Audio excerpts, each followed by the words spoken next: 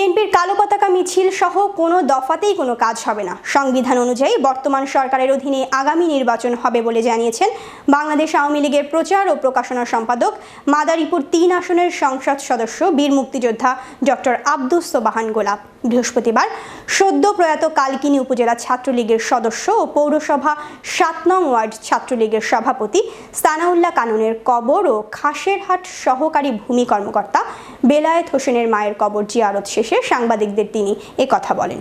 এ সময় উপস্থিত ছিলেন কালকিনি পৌর মেয়র এস.এম. হানিফ, উপজেলা আওয়ামী লীগের যুগ্ম সাধারণ সম্পাদক সর্দার লোকমান হোসেন, উপজেলা মহিলা আওয়ামী লীগের সভাপতি চায়না খানম সহ আওয়ামী লীগের অঙ্গ সংগঠনের নেতৃবৃন্দ। ওদের এক দফা হলো শেখ হাসিনাকে উৎখাত করতে হবে।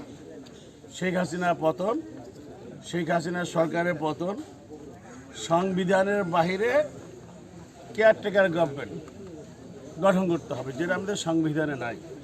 সারা বিশ্বে বিভিন্ন দেশে যে সংবিধান অনুযায়ী নির্বাচন হয়, বাংলাদেশে ঠিক সেই নির্বাচন, সেই সংবিধান অনুযায়ী নির্বাচন হয়। সংবিধানে স্পষ্টভাবে লেখা আছে যে বর্তমান নির্বাচিত গণতান্ত্রিক সরকারের অধীনেই নির্বাচন হবে।